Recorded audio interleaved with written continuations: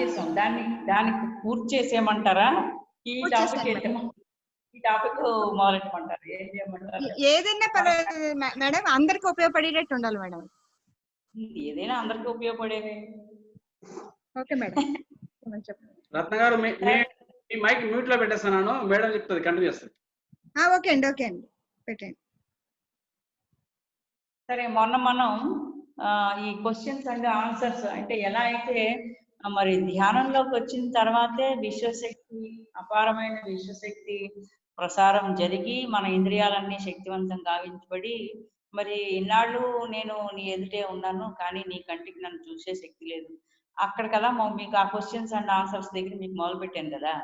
So దాంట్లో ఏంటంటే మీకు ఎక్కడి వరకు చెప్పానంటే, మరి పూజలు చేసేటప్పుడు ఎందుకు నాకు కనిపించలేదు అంటే, అక్కడ నీ శక్తిని నువ్వు కొంచెం నీ శక్తినే అక్కడ పెట్టాలి తప్పించి నువ్వు శక్తిని పొందే ప్రాసెస్ అనేది అక్కడ లేదు.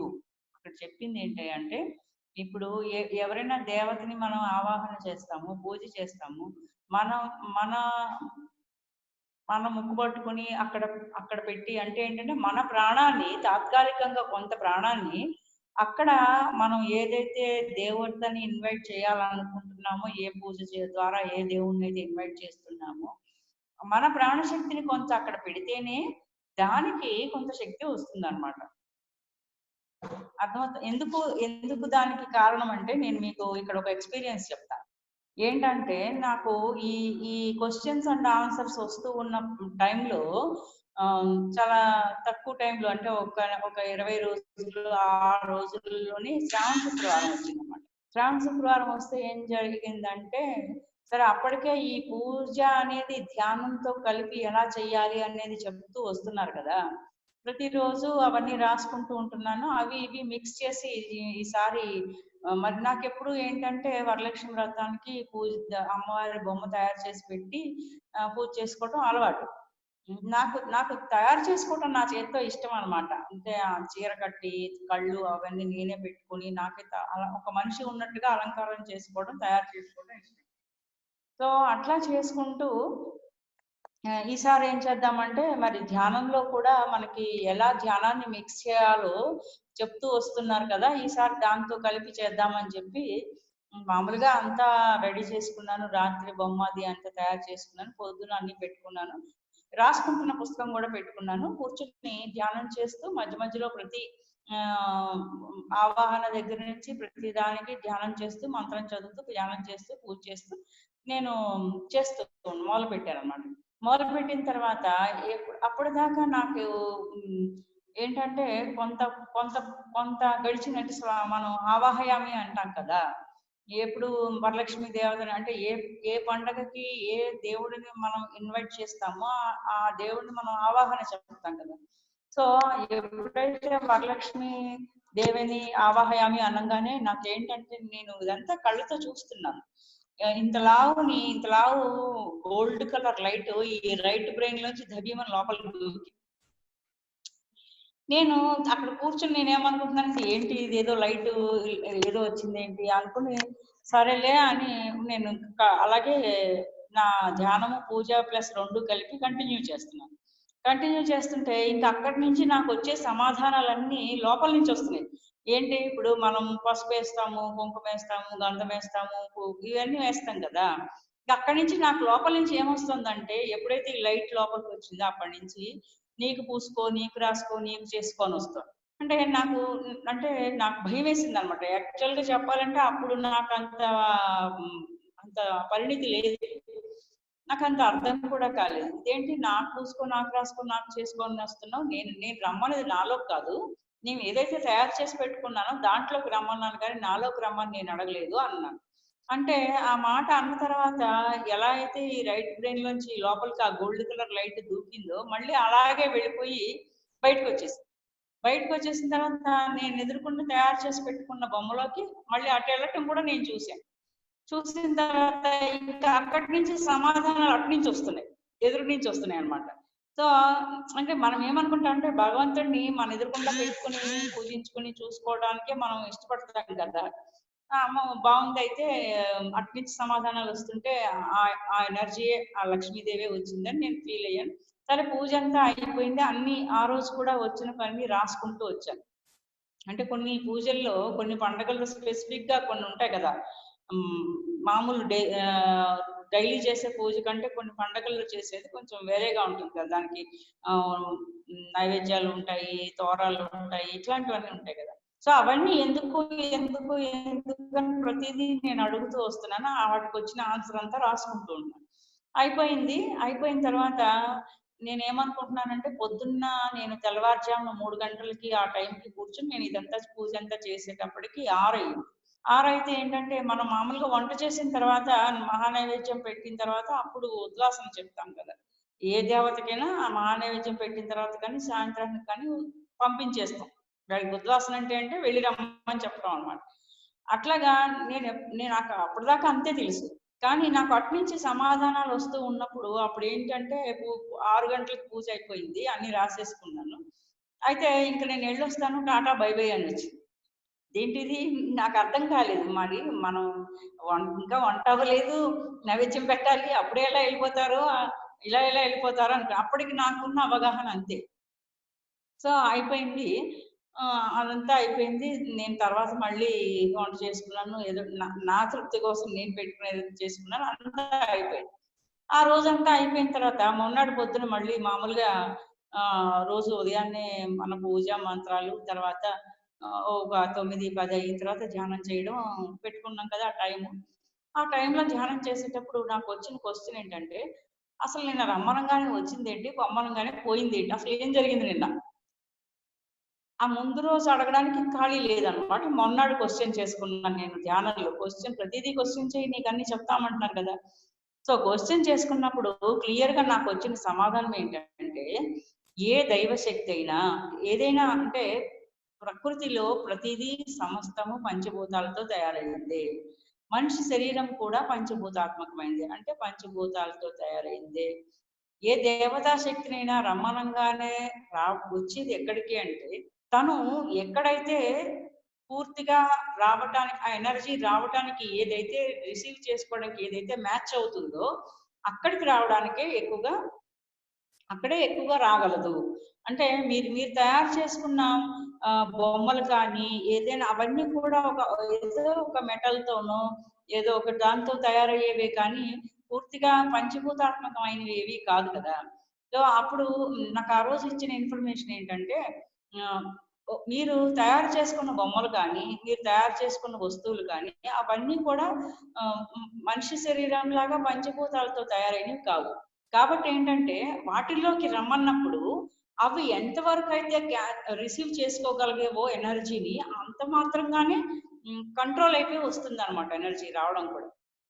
ఏ దేవతా శక్తి అయినా మనం రమ్మనంగానే అవి ఎంతవరకైతే అక్కడ ఆ బొమ్మ మనం పెట్టిన బొమ్మ బంగారందవ్వచ్చు, వెండిదవ్వచ్చు, మట్టిదవ్వచ్చు, ఇంకేదైనా మెటల్ అవ్వచ్చు, ఇంకేదైనా అంతకంటే ఇంకేముండవు కదా మనం తయారు చేసేవి. సో, వాటిల్లోకి అవి ఎంత మాత్రంగా శక్తిని తీసుకోగలవో అంత మాత్రంగా అది కంట్రోల్ అయిపోయి వస్తుందన్నమాట. అది కూడా ఎలాగంటే అక్కడున్న వాతావరణాన్ని బట్టి అక్కడ ఆ తయారు చేసిన మనుషులు వాళ్ళ భావనను బట్టి ఆ వస్తువుకి ఆ ఎనర్జీని రిసీవ్ చేసుకునే కెపాసిటీ అనేది ఎక్కువ తక్కువలు ఉంటాయన్నమాట. అంటే దాని మీద చాలా ఫ్యాక్టర్స్ ప్రభావం చూపిస్తాయి. ఇక్కడ మనకు అర్థమవుతుంది ఏంటంటే ఒకటి బేసికల్‌గా ఆ మెటీరియల్ ఏదైనా కానీ అది ఎంత మాత్రంగా తీసుకోగలదో అంతవరకే తీసుకోగలదు. అదొకటి. రెండోదేంటంటే తయారు చేసిన వాళ్ళు వాళ్ళ భావన, వాళ్ళ ఆలోచనలు కూడా ఇంపార్టెంట్. మూడోదేంటంటే ఎక్కడైతే తీసుకొచ్చి పెట్టామో అక్కడున్న వాతావరణము, ఆ ప్రదేశంలో అసలు కనీసం దానికున్న ఎనర్జీని అది తీసుకోగలిగే ఎనర్జీ కూడా ఎంతవరకు తీసుకోగలదో అది కూడా ఆ చుట్టుపక్కల వాతావరణాన్ని బట్టి కూడా ఉంటుంది. సో, ఇదనమాట. అదే మనిషి శరీరం అయితే మాత్రము మనిషి శరీరంలోకి ఎప్పుడైనా కూడా పూర్తి ఎనర్జీ అంటే ఒక దేవతా శక్తికి ఒక ఫ్రీక్వెన్సీ ఉంటుందనుకోండి. అది పూర్తిగా తీసుకోగలిగింది, తట్టుకోగలిగింది మనిషి శరీరం ఒకటే. మిగతా ఏవి కావనమాట. నిజంగా సో, అట్లా అన్నప్పుడు ఎప్పుడైతే ఆవిడ చెప్పిందేంటంటే, ఎప్పుడైతే నీ అంతరంగం పరిశుద్ధం గావించబడిందో నీ అంతరంగం పరిశుద్ధం గావించబడిందో అప్పుడు నీ హృదయంలోకి రమ్మనంగానే ఏ దేవతా శక్తి అయినా నీ లోపలికి రావడానికి నీ హృదయం సింహాసనాన్ని అధిష్ఠించడానికి సిద్ధంగా ఉంటుంది. మరి అంతరంగం పరిశుద్ధంగా గావించబడిన తర్వాత ఎందుకు అంతరంగం పరిశుద్ధంగా గావించాలి అంటే ఇక్కడ చాలా చాలా క్లారిటీగా ఉందన్నమాట. మనము ఒక గుడిలో ఒక దేవతా విగ్రహాన్ని ప్రతిష్ఠించడానికి ఎన్నో ఏర్పాట్లు చేస్తాం, లేదా ప్రతిసారి వచ్చే పండగను చేసుకోవటానికే మనము మనము మనము ఇల్లు శుభ్రం చేసుకుంటాము, మన ఒళ్ళు శుభ్రం చేసుకుంటాము, ఎన్నో రకాలుగా మనం ప్రిపేర్ అవుతాం ప్రతిసారి చేసేదైనా కానీ. అట్లాగే ఒక గుడిలో మనం ఒక దేవతను ప్రతిష్ఠించడానికైనా, కొత్తగా కట్టిన దానికైనా కానీ దానికి ఒక సంప్రోక్షణ కావాలి. దాన్ని ప్రతిష్ఠించడానికి కొన్ని నియమాలు, నిబంధనలు, విధి విధానాలు ఉంటాయి కదా. దానిని బట్టి అక్కడ అది ఆ ఎనర్జీని అది తీసుకోవటం అనేది, ఆ ప్రాసెస్ అంతా కంప్లీట్ అయిన తర్వాత ఆ ఎనర్జీని తీసుకోవడం అనేది జరుగుతుంది. సో అట్లాంటిది బయట ఒక ఎంతో తగుమాత్రంగా ఎనర్జీ తీసుకోగలిగిన ఒక బొమ్మకే ప్రతిష్ఠించడానికే, దాన్ని దైవంగా మార్చడానికే అంత అంత ప్రాసెస్ అవసరమైతే నీ లోపలికి దైవం దిగి రావటానికి మరి నీ లోపల ఎంత పరిశుద్ధత కావాలి కదా. సో నీ హృదయం అంతరంగం పరిశుద్ధం గావించబడాలి అంటే ఏంటంటే, ఇక్కడ మన అంతరంగం పరిశుద్ధం గావించబడాలంటే మన భావాలు, మన అరిషడ్ వర్గాలు, మన గుణాలు ఇవన్నీ కూడా సూపర్ ఫైన్ కావాలన్నమాట. ఇవన్నీ కూడా పూర్తిగా పరిశుద్ధం కావాలి. అప్పుడు ఎప్పుడైతే నీ అంతరంగం పరిశుద్ధం గావించబడిందో అప్పుడు రమ్మనంగానే ఏ దివ్య శక్తి అయినా సరే నీ లోపలికి దిగి వస్తుంది. సరే వస్తుంది. వచ్చిన తర్వాత ఏమవుతుందంటే, ఆవిడ చెప్పిందే ఇదంతా. వచ్చిన తర్వాత ఏదంటే, ఇప్పుడు బయట ఒక బొమ్మని, ఒక రాయిని బొమ్మగా మలుస్తారు. ఒక రాయిని బొమ్మగా మలిచేటప్పుడు ఒక శిల్పి తయారు చేసేటప్పుడు దాన్ని ఏమంటాం మనము, ఒక బొమ్మ తయారు చేస్తున్నాడు అంటాం. కానీ అదే బొమ్మని తీసుకెళ్లి గుళ్ళో పెట్టి ప్రతిష్ఠించిన తర్వాత అప్పుడు ఏమంటాము, ఇంకా దాన్ని బొమ్మ రాయి అనము, దేవుడు అంటాం కదా. అంటే బయట ఉన్నప్పుడు అది ఇంకా అది తయారవుతూ ఉన్నప్పుడు అది రాయో బొమ్మ అయ్యింది, కానీ దానికి ఒక దైవత్వాన్ని ఆపాదించాం గుళ్ళో పెట్టిన తర్వాత, కాబట్టి అది దాన్ని దైవం అని పిలుస్తున్నాం మనం. అట్లాగే ఎప్పుడైతే నీ అంతరంగం పరిశుద్ధం గావించబడిన తర్వాత రమణంగానే ఏ దివ్యశక్తి అయినా నీలోకి రాగలిగినప్పుడు అప్పటిదాకా నీది దేహము, అప్పటిదాకా మనది దేహము, అప్పటి వరకు నీ దేహంలో ఉన్నవాడు జీవుడు. ఎప్పుడైతే నీ లోపలికి ఆ దివ్యశక్తి దిగి వచ్చిందో అప్పుడు నీ దేహం దేవాలయము, నీ జీవుడు స్థానే దేవుడు ఉంటాడు. మన లోపల ఇక జీవుడు ఉంటాడు, అక్కడి నుంచి దేవుడు ఉంటాడు. అర్థమవుతుంది కదా. అంటే దేహం దేవాలయంగా మారినప్పుడు మన లోపల జీవుడు స్థానంలో దేవుడు ప్రతిష్ఠితం అవుతాడు. అది ఎవరికైనా జరుగుతుంది సరిగ్గా ధ్యానం చేసి మన భావాలన్నీ నేను అందుకే మొదటి రోజు నుంచి మొత్తుకుంటూనే ఉన్నాను. ఏంటంటే ధ్యానం చెయ్యటము అనేది మనలో సమూలమైన మార్పులు తీసుకొస్తూ పూర్తిగా మన మూలానికి మనల్ని కనెక్ట్ చేసేది అయి ఉండాలి. ధ్యాన సాధనలో ఎంతసేపు బాహ్యమైనటువంటి సిద్ధుల కోసమో, ఏవో కనపడడం కోసమో, ఇంకేవో వినపడడం కోసమో, లేదంటే మన ఆరోగ్యం కోసమో వస్తుంది, ఇవన్నీ వస్తాయి. కానీ మన గోల్ అది కాదు. మన గోల్ ఏంటంటే మనము ఇన్నాళ్ళు ఏదైతే ఎన్నో భావాలతోనూ, ఎన్నో గుణాలతోనూ, వీటన్నిటితో మలినమై ఉన్నామో అవన్నీ పరిశుద్ధంగా గావించబడి ఇప్పుడు నీ అంతరంగం లోపలికి, నీ మూలానికి నువ్వు కనెక్ట్ చేయబడినప్పుడు అసలు నువ్వు జీవుడు కాదు, నీవు కేవలం నీ లోపల ఉన్నది ఒక దివ్యాత్మ, ఒక దేవుడివి అనేది ప్రతి ఒక్కళ్ళకి కూడా. అంటే ధ్యానం యొక్క అంతిమ లక్ష్యం ఏంటంటే నువ్వే దేవుడివి అని తెలుసుకోగలగడం. అంతదాకా ప్రతి ఒక్కళ్ళం కూడా మనము బయట నుంచి ప్రతి దాన్ని ఏదైతే ఆచరిస్తున్నామో మనస వాచ కర్మణ, అంటే మనసులో ఆలోచించేది, మాటలతో మాట్లాడేది, చేతతో చేసేది. చేతులంటే చేతులనే కాదు, మనం చేసే పనులు, ఈ మూడు త్రికరణ శుద్ధి. ముందు త్రికరణ శుద్ధి అనేది ఉండాలి కదా. త్రికరణం అంటే ఇవే, మనసు, ఆలోచన, మాట, చేసే పని, ఈ మూడు ఒకటై ఉండాలి. అక్కడి నుంచి మొదలవుతుంది అనమాట మన క్లీనింగ్ ప్రాసెస్ అనేది. సో అట్లా జరిగిన తర్వాత అప్పుడు ఏ దైవ శక్తినైనా సరే నువ్వు రా అని పిలిస్తే ఎవరైనా నీ శరీరంలోకి వచ్చేస్తారు.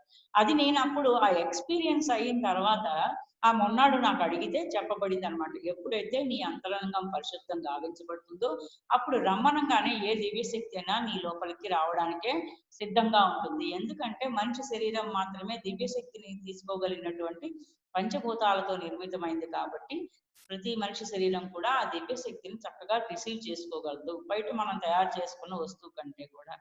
సో ఎప్పుడు వస్తుంది దివ్యశక్తి అంటే నీ అంతరంగం పరిశుద్ధం గావించబడినప్పుడు. అప్పటిదాకా నీది దేహము, అప్పటిదాకా నీ దేహంలో ఉన్నది జీవుడు, అప్పటి నుంచి నీ దేహం దేవాలయం అవుతుంది, నీ జీవుడి స్థానంలో దేవుడు ఉంటాడు. ఇది అన్నమాట ఆవిడ ఇచ్చిన క్లారిఫికేషన్. సో అప్పుడు నాకు అర్థమైంది, ఆవాహయామి అనగానే టపక్కన ఇదేంటి ఇలా వచ్చింది, తర్వాత ఎలా వెళ్ళిపోయింది ఏంటి అన్న దానికి మనకి పూర్తిగా వివరంగా అర్థమైంది అనమాట.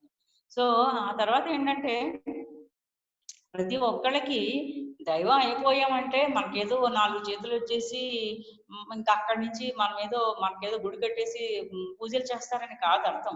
ఇప్పుడు అమ్మవారిని లలిత సహస్రనామాల్లో ఆవిడని మనం స్టార్టింగ్ లో మనకి తెలిసినది ఏంటంటే భండాసుర వధ కోసం ఆవిడని ఒక యజ్ఞకుండాన్ని తయారు చేసి దాని నుంచి దేవతలందరూ కూడా ఒక దివ్యశక్తిని ఆ యజ్ఞం ద్వారా ఒక దివ్యశక్తిని తయారు చేసుకుని ఆ దివ్యశక్తిని తయారయ్యి బయటకు వచ్చిన దివ్యశక్తిని ఏం కావాలి అంటే మాకు బండాసుర వధ కావాలి అని చెప్పి అడిగారు కదా. సో అట్లాగే ప్రతి ఒక్క మనిషిలోనూ కూడా తన శరీరంని ఒక యజ్ఞ కుండంగా మార్చుకోగలిగినప్పుడు నీ లోపల నుంచి ఉద్భవించేది ఆ దేవతా శక్తి, ఆ దివ్య శక్తి. ఎందుకు అంటే బండాసురుడు అంటే ఆనాడు అప్పుడెప్పుడో రాక్షసుడు ఉన్నాడో లేదో ఏమో గాని ఇప్పుడు ప్రతి ఒక్క మనిషిలోనూ ఎన్నో గుణాలు, సరికాని గుణాలు ఉంటాయి, ఎన్నో లక్షణాలు ఉంటాయి. ఇవన్నీ ఆ బండాసురుడే. ఆ వధ జరగాలి అంటే మనలో ఉన్న ఆ రాక్షస లక్షణాలు అంటే అప్పుడు రాక్షసులతో పోల్చుకోకండి, ఇప్పుడు మనకున్న వాటిని కూడా మనం రాక్షసులుగానే మనం భావిస్తే కనుక ఆ బండాసుర వధ జరగాలి అంటే మార్చుకుని నీ అంతరంగంలో నుంచి ఆ దివ్య శక్తిని నీ అంతరంగం పరిశుద్ధం గావించబడిన ద్వారా నీ జీవుని దేవుడుగా నువ్వు ఆటోమేటిక్ గా ఇప్పుడు నువ్వు దైవంగా మారావు అంటే జరిగేది ఏంటి? మరి ఆవిడ ఏం చేసింది? వెళ్ళి ఆ రాక్షస సంహారం కదా చేసింది. అట్లాగే ఇప్పుడు మనం ఏం చేస్తామంటే మనం ఎప్పుడైతే ఒక దివ్య శక్తిని నేను అని గ్రహిస్తామో మనలో ఉన్న భగవంతుడు మనం చేరుకుంటాము.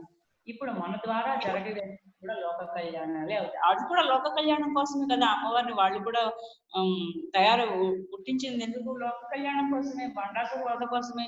ఎందుకంటే వాడు అందరినీ ఏడిపిస్తున్నాడు కాబట్టి అర్జెంట్ గా దేవతలందరూ దీని పరిష్కార మార్గం ఇంకా ఆవిడే చూపించగలదని ఆ శక్తిని ఇన్వైట్ చేశారు.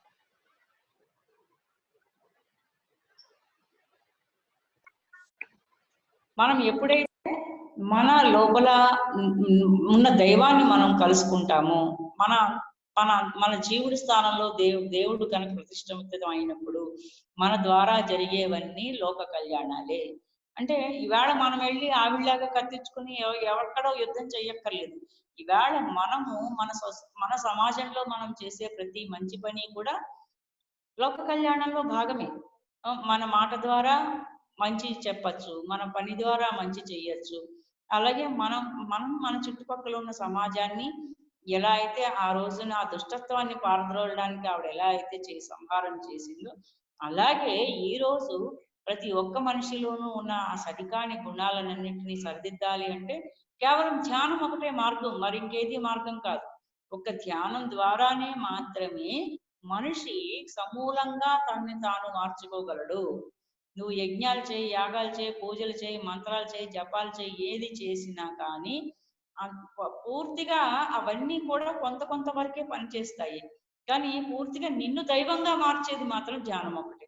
ఇది నా పర్సనల్ ఎక్స్పీరియన్స్ అన్నమాట. సో ఖచ్చితంగా, ఎందుకంటే నేను అప్పటిదాకా మరి ధ్యానంలోకి వచ్చి ఎన్నో ఎక్స్పీరియన్సెస్ అయిపోయి నా ఆరోగ్యాన్ని బాగు చేసుకున్న తర్వాత కూడా నేను మంత్రాలు, పూజలుతో పాటు ధ్యానం కలిపి చేస్తూ ఉన్నాను. అప్పటిదాకా జరుగుతున్నది అది. కానీ ఎప్పుడైతే ఈ ఎక్స్పీరియన్స్ అయిందో ఆ తర్వాత ఏంటంటే మరి ఇప్పుడు పూజ చెయ్యాలా అక్కర్లేదా, అవసరమా కాదా, ఇది నాకు అప్పటిదాకా ఉన్న క్వశ్చన్ అన్నమాట. ఇప్పుడు ఎవరిని మనం ఎప్పుడు కూడా బలవంతంగా ఇది చెయ్యి ఇది చేయకూడదు అని ఎప్పుడు ఎవరిని చెప్పకూడదు, చేయకూడదు. వాళ్ళకి అనుభవం రావాలి, ఏది చెయ్యొచ్చు ఏది చేయకూడదు. అది కూడా మనం ఫస్ట్ డే చెప్పుకున్నాం, సెకండ్ డేను ఎప్పుడంటే మన లోపల ఉన్న ప్రతి మూఢనమ్మకానికి, ప్రతి సరికాని అలవాటుకి అవన్నీ మన నుంచి పోవాలి అంటే, ఒక చెట్టు నుంచి పూసిన పువ్వు ఎలా అయితే తనంతట తనుగా ఊడి ముట్టుకోగానే మన చేతుల్లోకి రాలి వస్తుందో, లేదు తీసుకోపోయినా ఇంకా సేపటికి దాని దాని చివరికి వచ్చేసరికి సాయంత్రం అయ్యేసరికి దానంతట అదిగా రాలి పడిపోతుంది కదా. అట్లాగా మన లోపల నుంచి మన సరికాని లక్షణాలన్నీ కూడా వాటంతట అవిగా రాలి పడిపోవాలి, వాటంతట అవిగానే వదిలేయాలి తప్పించి బలవంతంగా మనం వదిలిద్దామనో మనం వదిలించుకుందామనో ప్రయత్నం చేయకూడదు. ఎందుకంటే నీకు ఆ జ్ఞానం కలిగితే ఆటోమేటిక్ గా పూసిన పువ్వు ఎలా అయితే దానంతట అదిగా ఊడి పడిపోయిందో అలాగే వెళ్ళిపోతాయి ఇవి కూడా. సో అట్లాగా నాకు దానికి మనకు ఆ జ్ఞానం కావాలి. ధ్యాన సాధన చేస్తూ ఉంటే ఏమవుతుందంటే మనం ఎప్పుడూ ఆ నిష్కల్మషంగా ఆ కమిట్మెంట్ తో ధ్యానం చేసేటప్పుడు తెలియచ్చు తెలియకపోవచ్చు, కానీ చేసుకుంటూ వెళ్ళిపోతే ఏమిటవుతుందంటే మన సరికాని వాటన్నింటినీ కూడా సరిచేసే లక్షణము ఒక ధ్యానం దగ్గరే ఉందన్నమాట. సో అందుకని ఏంటంటే తెలుసుకోగలిగితే జ్ఞానాన్ని తెలుసుకుంటే మంచిదే, కానీ ధ్యానంతో తెలిసినా తెలియకపోయినా ధ్యాన సాధన చేసుకుంటూ వెళ్తే మాత్రం ఏదో ఒక రోజుకి ఆటోమేటిక్ గా మనం ఆ స్థితికి మన నుంచి పనికిరానివన్నీ కూడా ఆ పువ్వులా రాలి వెళ్ళిపోయే స్థితికి మనం సరిగ్గా వచ్చేస్తాము. అంటే నాకు చాలా మూఢనమ్మకాలు ఉండేవి. ఏమేంటంటే, 1 ఎదురు, 2 జాతకాలు 2 3 వాస్తు.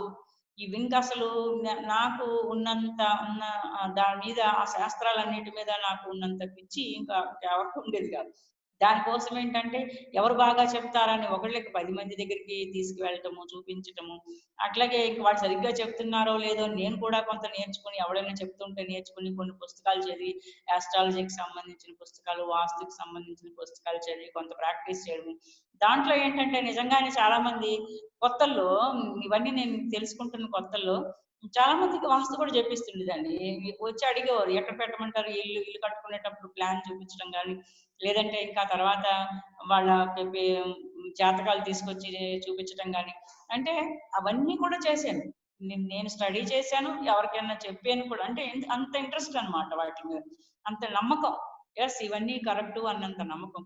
కానీ ఎప్పుడైతే నువ్వు భగవంతుడివి, నీ రాత నువ్వే రాసుకోగలవు, క్రియేట్ యువర్ ఓన్ రియాలిటీ అనేది ఎప్పుడైతే మనకు అర్థమైందో, అంటే ఆ స్థితికి మనం ఎప్పుడైతే చేరుకున్నామో, మనం క్రియేటర్ స్థాయికి ఎప్పుడైతే వచ్చామో ఆటోమేటిక్ గా ఇక ఈ జాతకాలతో ఎవరితో మనకు పని లేదు.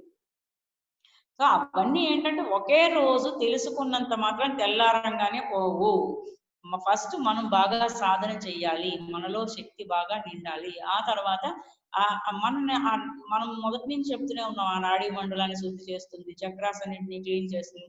దాంట్లో మనకు తెలియకుండానే ఈ పనికిరానివన్నీ వెళ్ళిపోతాయి అనమాట, మూఢనమ్మకాలు ఏవైతే ఉంటాయి. అంటే ఈ వస్తువు ఇక్కడ పెట్టాలంటే అక్కడే పెట్టాలి, దాన్ని అటు ఇటు జరిగితే ఏమన్నా అయిపోతుందేమో అన్నంత భయం నాకు.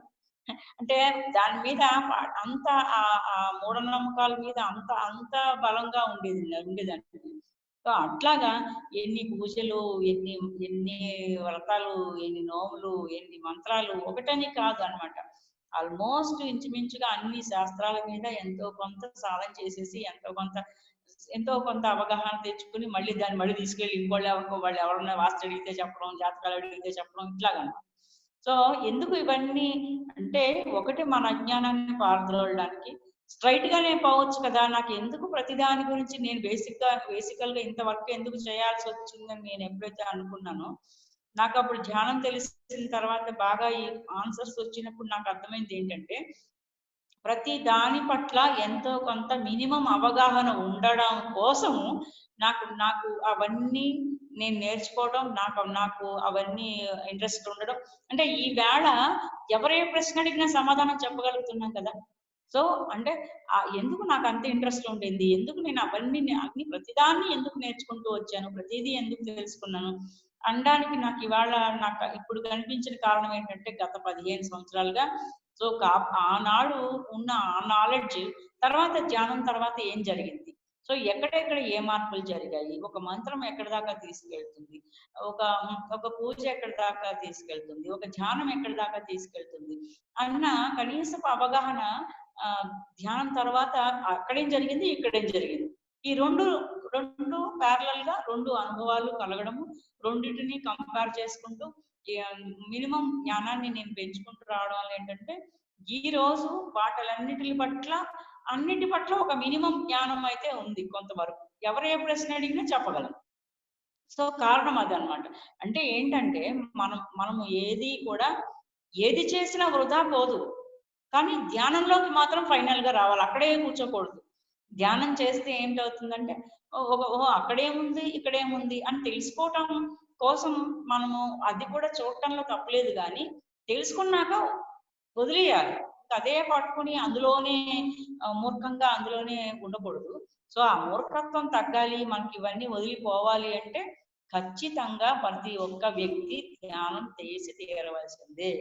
మొత్తం అన్నిటి గురించి ఆ జ్ఞానం, పరిపూర్ణమైన జ్ఞానం రావాలి అంటే ఎవరు ఎంత చెప్పినా, మనం మొన్నటి నుంచి చెప్తున్నాం కదా, నీ స్టాండర్డ్ ఎక్కడుంటే, నీ అవగాహన పరిధి బి దగ్గర ఉంటే నీకు సిఏ లెవెల్కి వెళ్తావు, సి దగ్గర ఉంటే డి అర్థమవుతుంది. అంతే తప్పించి వాళ్ళ సాధనతో వాళ్ళు చేసుకుంటూ వచ్చిన తర్వాత ఈ విన్నదంతా ఒక రోజుకి అనుభవంలోకి వచ్చి అప్పుడు వాళ్ళకి అవగాహన వస్తుంది, వాళ్ళ జ్ఞానం కూడా పెరుగుతుంది. అందుకని ఏంటంటే వినాలి, కానీ కన్ఫ్యూజ్ అవ్వకూడదు. అదేంటి వీళ్ళు ఇలా చెప్పారు, అక్కడ అలా ఉంది, నాకు అలా జరగలేదు, వీళ్ళకి ఇలా జరగలేదు, ఇంకోటి చెప్పారు, ఈ కన్ఫ్యూజన్ వద్దు. ప్రతిదీ వినడం, ప్రశాంతంగా వినడం, అందులో మనకు అర్థమైంది ఎంతవరకు ఉంటే అంతవరకు రిసీవ్ చేసుకోవటం, మిగతాది పక్కన పెడితే మనకి అర్థమయ్యే ఎనర్జీ లెవెల్ పెరిగినప్పుడు ఆటోమేటిక్గా మనకు అది అప్పుడే అర్థమవుతుంది అనమాట. సో అది జరిగినప్పుడు నాకు అప్పుడు అర్థమైంది అనమాట. అంటే అసలు అప్పటిదాకా భగవంతుడిని బయటే నేను ఎప్పటిదాకా ఏం కోరుకున్నానో ఆవిడ కనపడాలి, ఆవిడ మాట్లాడాలి, ఇదే కదా ఎంతసేపు. అంటే ప్రతి ఒక్కళ్ళు కూడా మనకి ఎంతమంది ఎన్ని పూజలు చెప్పారు, ఎన్ని మంత్రాలు చెప్పారు, ఎప్పుడైనా ఒక్కడు భగవంతుడు నీలో ఉన్నాడని చెప్పాడా? ఎవ్వరూ చెప్పలేదు, ఎక్కడా చెప్పలేదు. కానీ అంటే వివరంగా ఆయా స్తోత్రాల్లోనూ వాటి మూలంగా ఉన్న మంత్రాల్లోనూ అంతరార్థం అదే, కానీ మనకి వివరంగా ఎవరు చెప్పలేదు. అంటే ఏంటంటే పరంపరగా వచ్చేటప్పుడు భూమి మీదకి నేను అదే అడిగాను క్వశ్చన్, ఇవన్నీ సరికానివైతే కనుక, ఈ శాస్త్రాలు సరికానివైతే కనుక, ఈ పూజలు ఇవన్నీ సరికానివైతే కనుక అసలు భూమి మీద ఉన్న మాకందరికీ ఎందుకు అందజేయబడాలి? అసలు మనకెవరో అందజేస్తేనే కదా మనం చేసాము, మనకెవరో అసలు అందజేయకుండా డైరెక్ట్ గా ధ్యానమే చెప్పుకుంటే ఇవన్నీ మనం చేయకపోదు కదా. అంటే అప్పుడు నాకు ఆవిడ ఇచ్చిన ఆన్సర్ ఏంటంటే, అవన్నీ ఏర్పడిన రోజుల్లో, అంటే కొన్ని వందల వేల ఏళ్ల క్రితం అవన్నీ ఏర్పడిన రోజుల్లో మనిషి వాటన్నిటి ద్వారా తన అంతరంగంలోకి వెళ్తూ తన్ని తాను తెలుసుకుని తనే భగవంతుడిని తెలుసుకునే రీతిగానే అవి తయారు చేయబడ్డాయి. అవి అలాగే తయారు చేయబడ్డాయి. కానీ కాలక్రమేణా ఏం జరిగాయంటే వాటిల్లో ఎన్నో మార్పులు జరిగిపోయి, అంటే ఒక జనరేషన్ అయిపోయింది, నెక్స్ట్ జనరేషన్ స్టార్ట్ అయ్యేటప్పుడు వాళ్ళ మైండ్ కొంత అందులో ఇన్వాల్వ్ అయిపోయింది, వాళ్ళు ఏదో కొంత దాంట్లో కలిపారు. అలాగే ఏమైందంటే అసలు భూమి మీద ఏదైతే చెప్పబడిందో అది టోటల్ గా మారిపోయి మరి ఎన్నోసార్లు రివైజ్ అయ్యింది కదా, ఇది కొత్త ఎడిషన్లు ఎప్పటికప్పుడు వస్తూ వచ్చాయి. దాంట్లో ఏంటంటే అసలు మనకి పరిపూర్ణమైన ఆత్మజ్ఞానాన్ని విడిచిపెట్టారని, ప్రతి ఒక్క వ్యక్తిని భగవంతుడిని చేసే ప్రాసెస్ అందులో ఉందని, మరి ధ్యానం అనే ప్రక్రియని ధ్యానగమ్య, మనం లలితా సహస్రనామాలో ఒక లైన్ అంతా 3-4 నామాలు చదువుతాం. ధ్యాన జాతులు చేయ రూప అదొకటి ఉంటుంది, తర్వాత ధ్యానగమ్య, ఇవన్నీ ఉంటాయి అందులో అర్థాలు. అంటే కానీ ఆ నామాలన్నీ ఉన్నాయి, కానీ మనకి ఎవరు వివరించి ఏనాడు ఎవరు చెప్పలేదు. ఎప్పుడైతే ధ్యానం తెలుస్తుందో అంటే, అందుకని ఏంటంటే ఎప్పుడు ఒక ధ్యానం తెలిసిన మనిషికి మాత్రమే దాని లోపల ఉన్న పరమార్థం అర్థమవుతుంది. మామూలుగా పాండిత్యం ఉంటే దాని అర్థం తెలుస్తుంది, ఇంకా అయితే అంతరార్థం తెలుస్తుంది తప్పించి పరమార్థం తెలియదు. పరమార్థం తెలియాలి అంటే ధ్యానం చేయాల్సిందే. ధ్యానం చేసిన తర్వాతే ఇవన్నీ నాకు అర్థం అవడం మొదలుపెట్టాను. సో దాంట్లో ఏంటంటే మళ్ళీ ఫస్ట్కి వెళ్దాం. మరి ఇవన్నీ తప్పు. ఎప్పుడు తప్పు అని చెప్పారంటే, నేను ఇప్పుడు పూజలలో నేను చేశాను కదా, నిన్ను ఇంతగా ఇష్టపడ్డాను కదా, అప్పుడెందుకు కనపడలేదు? ఇప్పుడు ధ్యానం చేసిన తర్వాత నీ ఇంద్రియాలు శక్తివంతం అవుతున్నాయి అంటున్నావు కదా, మరి అక్కడెందుకు అవ్వలేదు అంటే, అక్కడ నీ ఎనర్జీని అక్కడ పెట్టిన విధానమే ఉంది కానీ, మీరు చేస్తున్న పూజా విధానం అంతా తప్పు. నాకు వచ్చిన ఆన్సర్ ఏంటంటే, మీరు చేస్తున్న విధానం అంతా తప్పు. మరి తప్పైతే ఏది సరైంది? మనకి తప్పని చెప్పిన వాడు లేదు, సరైనది ఎవడో చెప్పడానికి సంగతి తర్వాత. ఇంతవరకు ఎవరు తప్పనే చెప్పలేదు కదా. సరే అదంతా తప్పైతే ఇంక సరైనది ఏది? ఎక్కడ తప్పు ఉంది? ఎలా తప్పు ఉంది? తప్పైతే సరైనది ఏది? నా నెక్స్ట్ క్వశ్చన్ అన్నమాట. సో ఎక్కడ తప్పు అంటే, మొదట మనం ఫస్ట్ ఆచమనం చేస్తాం. మొట్టమొదటి ఏ పూజ అయినా మొదలు పెట్టేటప్పుడు ఏం చేస్తాం? ఆచమనం చేస్తాం. ఆచమనం చేసేటప్పుడు 3 సార్లు మనం లోపలికి నీళ్లు తీసుకుంటాం. ఏంటంటే అవి కేశవ నారాయణ గోవింద ఏదో చదువుతాం కదా, చదువుతూ 3 సార్లు లోపలికి తీసుకుంటాం. కానీ ఆవిడ చెప్పింది ఏంటంటే, ఆ 3 ధారలు, ఒకటి ధ్యాన ధార, 2 జ్ఞాన ధార, 3 ఆత్మధార. ఈ 3 ధారలుగా కనుక నువ్వు దాన్ని లోపలికి తీసుకోవడం అనేది తీయాలి. సో బహుశా ఆ 3 సార్లు మనం లోపలికి నీరు తీసుకునేటప్పుడు పెట్టిన నామాలలో ఉన్న అంతరార్థం కూడా బహుశా అదే అయి ఉండొచ్చు. ఆ తర్వాత ఏం చేస్తాం? సంకల్పం చెప్పుకుంటాం. సంకల్పం చెప్పినప్పుడు ఏం చెప్తాము? మమ విజయదుర్గ నామదేశ ఆత్రేశ గోత్రేశ పతి సమేత సహకుటుంబస్య ఏదో సంథింగ్. అదంతా ఏంటంటే, భర్త కంటే మేరు దక్షిణ దిభాగ ఈశాన్య ప్రతి కృష్ణ గోదావరి మధ్య స్వగృహి సమస్త దేవత గురుచరణ సన్నిధి. ఇదే కదా మన సంకల్పంలో ఉండేది. అంటే ఏంటంటే, నాకు ఆ రోజు చెప్పిందాకా నేను దాన్ని ఎన్నిసార్లు చదివేశాను కానీ ఆ రోజు చెప్పేదాకా నాకు అసలు అర్థం కాదు.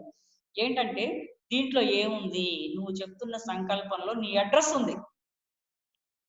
నీ అడ్రస్ అదంతా ఏంటంటే, నువ్వు ఏ శరీరంలో ఉన్నావో ఆ శరీరం పేరు. విజయదుర్గ అంటే ఈ శరీరం పేరే కదా. ఈ శరీరం పేరు ఎక్కడ నువ్వేం చెప్తున్నావు? భరత కంటే శ్రీశైలస్య ఈశాన్య ప్రదేశ్ కృష్ణ గోదావరి మధ్యప్రదేశ్ ఇవన్నీ ఇలాగే చదువుతున్నావు. అంటే ఏంటంటే ఇదంతా నీ అడ్రస్.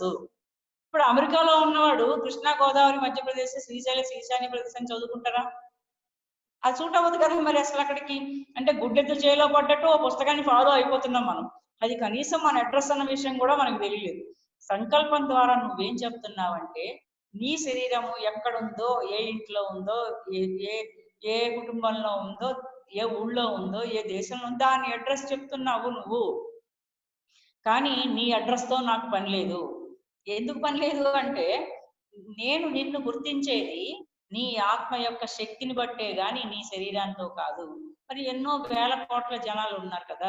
మరి ప్రతి ఒక్క మనిషిని గుర్తుపట్టాలి అంటే అందరి అడ్రస్లు చెప్పుకోవడమే కదా. అందరూ జరగాలి. అవన్నీ దాన్ని బట్టి కదా మనిషిని రికగ్నైజ్ చేయాలంటే మనిషిని అయితే. కానీ ఆవిడ చెప్తుంది ఏంటంటే, నేను నిన్ను గుర్తించేది నీ ఆత్మకున్న శక్తిని బట్టి. నీ శరీరానికి సంబంధించిన అడ్రస్ తో నాకు పని లేదు, నాకు అవసరం లేదు. చెప్పుకుంటున్నావు అంతే, నువ్వు చెప్పుకో. అయితే మరి ఇప్పుడు నేనేం చెప్పాలి? సరే తప్పే అయిపోయింది, ఇప్పుడు తెలుసుకున్నాం కదా, దాన్ని తీసేద్దాం. ఇప్పుడు ఏం చెప్పాలి అంటే, నువ్వు నీ ఆత్మ సంకల్పం చెప్పుకో. ఎందుకంటే శరీరానికి అడ్రస్ అని మనకు ఖచ్చితంగా తెలుసు. కానీ ఈ ఆత్మకి ఎన్నో జన్మలలో ఎన్నో శరీరాలు తీసుకుంది కదా. అంటే నీ ఆత్మకున్న శక్తిని బట్టి నేను నిన్ను గుర్తుపడతానంది కానీ నీ శరీరానికి ఉన్న అడ్రస్ని బట్టి నేను నిన్ను గుర్తుపడతానని చెప్పలేదు కదా. అంటే మనం ఎట్లా ఉందంటే, ఉత్తరం రాసి రాజమండ్రి వెళ్ళాలంటే దానికి వైజాగ్ అడ్రస్ రాసి రాజమండ్రి వెళ్ళడానికి డబ్బాలో వేసి అది రాజమండ్రి వెళ్ళాలని ఎక్స్పెక్ట్ చేసినట్టుగా ఉంది వ్యవహారం. అంటే అడ్రస్ రాసింది ఒకళ్ళకి, దాని మీద ఉన్న అడ్రస్ ఒకటి, వెళ్ళదు కదా, అది ఎప్పటికీ వెళ్ళదు కదా. అట్లానే ఇప్పుడు ఏంటంటే, మనం చెప్పుకునే సంకల్పంలో నీ శరీరం గురించి చెప్పుకుంటున్నావు, వాళ్ళేమో నీ ఆత్మకున్న శక్తిని బట్టి గుర్తుపడతాను నిన్ను అంటున్నారు. సో ఇప్పుడు మనం ఏం చెయ్యాలి? మనని వాళ్ళు గుర్తించాలంటే మన ఆత్మకున్న శక్తిని పెంచుకోవాలి. అడ్రస్ రాసి ఉపయోగం ఏంటి కదా, ఉపయోగం లేదు కదా. సో అంటే మనకి తెలియట్లేదు అసలు. ఎప్పుడు అప్పటిదాకా నేను ఆలోచించలేదు అందులో ఉన్నది నా అడ్రస్ అన్న విషయం నాకు కూడా తెలియదు. సో అది జరిగిన తర్వాత ఏంటంటే, మరి అయితే ఇప్పుడు ఏం చెప్తాం? నీ ఆత్మ సంకల్పం చెప్పుకో. ఆత్మ సంకల్పం అంటే ఏమిటో నాకు తెలియదు అన్న విషయం కూడా నేను అడగలేదు. నాకు ఆత్మ సంకల్పం చెప్పుకోవాలంటే ఎలాగో తెలియక ఆ రోజు నుంచి ఏం చేసేదాన్ని అంటే, దండం పెట్టుకుని ఒకటే అడిగేదాన్ని, అమ్మ నాకు తెలియదు ఎలా అడగాలో, నాకు తెలిసినవి నాకు తట్టినవి రెండే పదాలు, ఒకటి నాకు హృదయ పరిశుద్ధత కలిగించు, రెండు ఆత్మ పరిశుద్ధత కలిగించు. ఈ రెండే నేను కొన్ని రోజులు అడుగుతూ వచ్చానండి. ప్రతిరోజు దండం పెట్టుకోవడం, నాకు హృదయ పరిశుద్ధత కల్పించు, నాకు ఆత్మ పరిశుద్ధత కల్పించు. ఇంకెంతకంటే నాకేం తోచలేదు. కానీ అవే కరెక్ట్. ఎవరికి ఎప్పుడైతే నీ అంతరంగం పరిశుద్ధంగా గావించబడిందో అప్పుడు నీలోకి దిగొస్తానని చెప్తున్నప్పుడు, అప్పుడు అంత మనం మనం కోరుకోవాల్సింది ఏంటి? నా హృదయ పరిశుద్ధత, ఆత్మ పరిశుద్ధత కావాలనే కదా. అంటే అది అది అది తెలియకుండానే నేను ఆ 2 పదాలు వాడడం మొదలుపెట్టాను. హృదయ పరిశుద్ధత కావాలి, ఆత్మ పరిశుద్ధత కావాలి. అది నా ఆత్మ సంకల్పంగా మారిందనమాట. సో అట్లాగా అది సంకల్పం. సంకల్పం తర్వాత నెక్స్ట్ ఏం చేస్తాం మనం? ఒక సంకల్పం చెప్పుకున్న తర్వాత వాళ్ళని ఇన్వైట్ చేస్తాం. ఇన్వైట్ చేసినప్పుడు నువ్వు పిలవంగానే వచ్చేది నేను నీ హృదయ సింహాసనానికే గాని నువ్వు బయట వేసే ఏ మనం ఇప్పుడు బయట ఇన్వైట్ చేయడానికి ఒక స్టేజ్ లేదా ఒక గొప్ప మంచి ప్లేస్ ఏర్పాటు చేస్తాం కదా. ఏ దేవుడిని పెట్టడానికైనా ఒక పూజా మందిరము, లేకపోతే బయట పెడితే ఏదైనా ఒక గుడో, లేకపోతే రోడ్డు మీద పెట్టి పూజలు చేస్తే ఒక స్టేజో ఏదో ఒకటి ఏర్పాటు చేస్తాం కదా. సో అవేవి కాదు నాకు కావాల్సింది, నేను అధిష్ఠించేది నీ హృదయ సింహాసనాన్ని. నువ్వు బయట వేసే సింహాసనాలు ఏవి నాకు అవసరం లేదు. సో అదనమాట. దాని తర్వాత నెక్స్ట్ సింహాసనం తర్వాత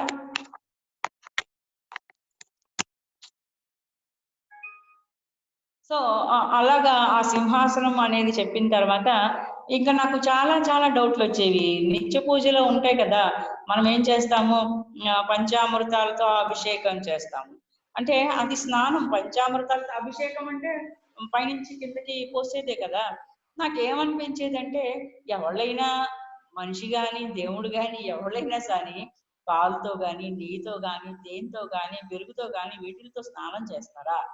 అసలు ఈ పదార్థాలతో భగవంతుడికి కనుక మనం నిజంగా పోయిస్తే అది ఎంత చిరాకుగా ఉంటుంది కదా. ఇట్లా కానీ మరి ఎందుకు ఇది ఏర్పడింది, పంచామృతాలతో అభిషేకం చేయడం అనేది ఎందుకు ఏర్పడింది అనేది నాకు ఒక క్వశ్చన్ వచ్చింది అనమాట. సో అప్పుడు నేను అడిగాను, అమ్మ నిజంగా మీకు ఇవన్నీ అవసరమా? నీటితోనే స్నానం చేయించాలని అనేది నిజంగా కష్టం కదా ఇలా చేసుకోవటం, ఇది నీకు అవసరమా అని అడిగితే అప్పుడు చెప్పిన సమాధానం ఏంటంటే, మీరు ఇచ్చే ఆ పదార్థంతో నాకు సంబంధం లేదు. అసలు పదార్థం కాదు కదా, శక్తి కదా మాట్లాడుతున్నది. పదార్థంతో సంబంధం లేదు, మీరు ఇచ్చే ఆ పదార్థాలతో సంబంధం లేదు. కానీ నువ్వు పంచామృతాలతో ఏ 5 పదార్థాలు ఉన్నాయో ఆ పదార్థాలు కాదు నువ్వు పొయ్యవలసింది. దాని వెనుక ఉన్న పాలు. అంటే పాలు ఎలా ఉంటాయి? చాలా తెల్లగా, చాలా స్వచ్ఛంగా ఉంటాయి కదా. పాలకున్నంత స్వచ్ఛత ఇంకా స్వచ్ఛత అంటే పాలతో తప్పించి ఇంక దేంతోనూ మనం పోల్చలేము. అంటే పాల లాంటి స్వచ్ఛత. ఆవిడ చెప్పింది ఏంటంటే పాల లాంటి స్వచ్ఛత. నీలో ఆ స్వచ్ఛత ఉన్నప్పుడు నువ్వు పాలతో అభిషేకం చేసినా ఎన్ని బిందులు నీళ్ళు పాలు పోసినా కాదు కావాల్సింది నీలో స్వచ్ఛత కావాలి నాకు. అలాగే పెరుగుని మనం పోస్తాము పంచామృతాల్లో, ఒకటి పెరుగు కూడా వేస్తాం కదా. మరి పెరుగు ఏంటంటే పెరుగు లాంటి వినమ్రత. పెరుగు ఎప్పుడు పాలు ఇప్పుడు పెరుగు అవుతాయి అంటే వినమ్రంగా. అంటే ఆ పదానికి పోల్చిన పదార్థానికి ఎంతో సామీప్యత నాకు కనిపించింది అనమాట. అంటే ఒక పెరుగు ఎలా అయితే చక్కటి రుచితోను, చక్కటి పాలు కదిలినట్టుగా పెరుగు కదలదు కదా, చక్కగా గట్టిగా అలా ఉంటుంది కదా. అలాగా పెరుగు లాంటి వినమ్రత. అంటే నీలో ఒక స్వచ్ఛత కావాలి, నీలో ఒక వినమ్రత కావాలి. మూడోది ఏంటంటే పాలు పెరుగు తర్వాత తేనె నెయ్యి. తేనె అంటే ఏంటంటే నీ మధురమైన తేనె. సృష్టిలో మధుర పదార్థం అంటే తేనెతోనే చెప్తారు ఎవరైనా. మధురమైనది ఏది అంటే తేనెతోనే పోలుస్తారు, ఇంకొక పదార్థంతో పోల్చరు. అందుకని ఏంటంటే ఆ తేనె అనే పదార్థం లాంటి నీ ప్రేమ కావాలి. నీ ప్రేమని ఆ తేనెతో కంపేర్ చేసింది అనమాట ఆవిడ. మధురమైన ప్రేమ అంటే ఫస్ట్ది పాల లాంటి స్వచ్ఛత, పెరుగు లాంటి వినమ్రత, తేనె లాంటి ప్రేమ. ఇప్పుడు తేనెకుంటే ఇంకొక లక్షణం కూడా మీరు చూడండి. పాలు పెరుగు లాంటివి పోసేస్తూ ఉంటే ఒక్కొక్కటి ఒక్కొక్కలా పడుతూ ఉంటుంది. కానీ తేనె చూడండి అది ఒకటే ధారగా పడుతూ ఉంటుంది మీరు గమనిస్తే కనుక. సో అలాగా తేనె లాంటి మధుర పదార్థం అంటే కదా తేనె కదా, అలాంటి మధురమైన ప్రేమ కావాలి. తర్వాత నెయ్యి. నెయ్యి ఏంటంటే ఇప్పుడు నెయ్యి అనేది ఎప్పుడు కూడా పాలకి ఫైనల్ ప్రోడక్ట్. మొదట పాలు అవుతాయి, తోడు పెడితే పెరుగు అవుతుంది, పెరుగుని చిలికితే వెన్న అవుతుంది, వెన్నను కానిస్తే నెయ్యి అవుతుంది. నెయ్యి ఫైనల్ ప్రోడక్ట్ తేనెకి, అయితే పాలకి ఫైనల్ ప్రోడక్ట్ నెయ్యి అనమాట. సో పాలు ఒక రోజు కంటే నిలవ ఉండవు, పెరుగు ఒక 2 రోజుల కంటే ఉండదు. అదే వెన్న కాచకుండా అట్టే పెడితే మహా ఉంటే ఒక 3-4 రోజులు బాగుండొచ్చు. అదే నెయ్యి అయితే చక్కగా ఎన్ని రోజులైనా అంతే మంచి వాసనతో, అంతే మంచి టేస్ట్తో, ఒక రోజు 2 రోజులు 3 రోజులు కాకుండా కనీసం అది ఒక నెల రోజులు కూడా చక్కగా ఉంటుంది కదా. అంటే ఇంకా ఇంకా అంతకంటే ఫైనల్ ప్రోడక్ట్ పాలలోంచి ఇంక ఫైనల్ గా మనం తీయగలిగింది నెయ్యి తప్పించి ఇంకా అంతకంటే ఏమీ లేదు. సో అప్పుడు నెయ్యిగా నువ్వు నాకు ఇవ్వాల్సింది ఏంటంటే నీ మనసు.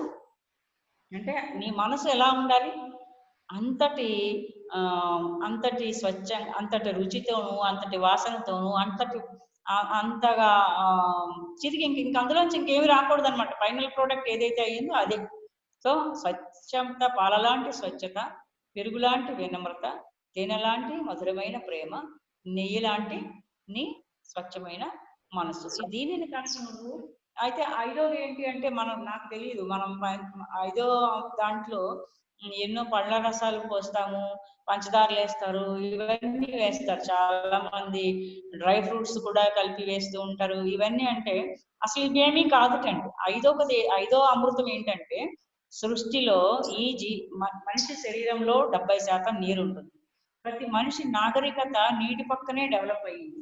నీరు అనేది భూమి మీద లేకపోతే మనిషి అనేవాడు లేడు అసలు. నీరు ఉండాల్సిన, నీరు తర్వాతే ఇంకా ఏదైనా సరే. సో ఆ అమృతాలలో ఐదోది మనం ఇచ్చేది ఏంటంటే నీరు. నీరు అనేది అమృతం. అంటే ఒకవేళ పళ్ళ రసాల్లో కూడా నీరు ఉంటుంది కదా, దేంట్లో అయినా వాటర్ కంటెంట్ ఉంటుంది. సో అట్లాగా 5వ అమృతం ఏంటంటే ఈ 5 అమృతాలలో 5వ అమృతం నీరు అన్నమాట. ఈ నీరు ఎందుకు అంటే ఆవిడ చెప్పింది నీరు, కానీ మనం ఏంటంటే రకరకాలు ఏవో పోస్తూ ఉంటాము. కానీ ఏంటంటే మీరు అభిషేకాలు చేసినప్పుడు భగవంతుడికి గమనించండి, పాలు పోసిన తర్వాత మళ్ళీ నీళ్లతో కడుగుతారు, పెరుగు పోసిన తర్వాత మళ్ళీ నీళ్లతో కడుగుతారు, ఒక్కొక్క దాని తర్వాత మళ్ళీ నీళ్లు వేస్తారనమాట. సో ఈ 5 అమృతాల్లో 5వ అమృతం నీరు. నీరు ఎందుకు అంటే నీరు అన్నిటినీ కూడా తనలో కలుపుకొని, ప్రతిదాన్ని తనలో కలుపుకొని ప్రవహిస్తుంది. ప్రతి చోట ఉన్న మాలిన్యాన్ని కడిగి వేస్తుంది. నీరు చేసే పనులు ఎన్నో పనులు ఉన్నాయి కదా, ప్రతిదాన్ని తనలో కలుపుకుంటూ వెళ్ళడం, ప్రతి చోట ఆ మాలిన్యాన్ని శుభ్రంగా క్లీన్ చేసేయడం అన్నమాట. అలాంటి ఈ 5 లక్షణాలు ఏవైతే, అందుకని ఏంటంటే మనం ధ్యానంలో తీసుకున్న కాస్మిక్ ఎనర్జీకి నీటికి 2 సమాంతరమైన లక్షణాలే ఉంటాయి.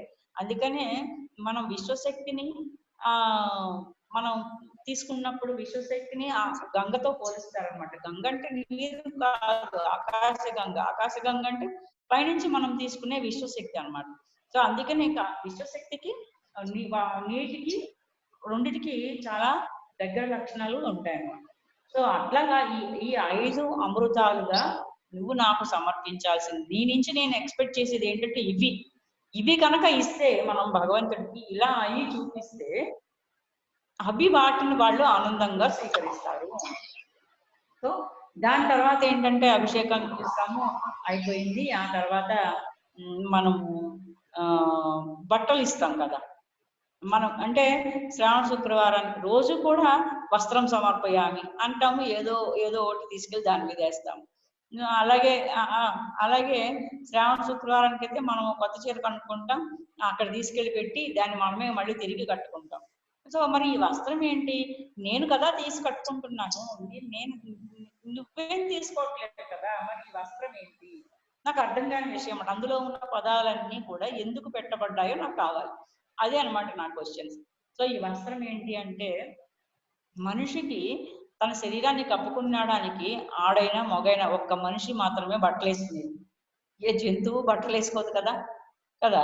సో మనిషి తన తన వస్త్రాన్ని ఎప్పుడు పుట్టేటప్పుడు ఒంటి మీద బట్టలు ఉండవు, అలాగే పోయేటప్పుడు తిరిగి మళ్ళీ భూమిలోనో అగ్నిలోనో కలిసిపోయేటప్పుడు ఒంటి మీద బట్టలు ఉండవు.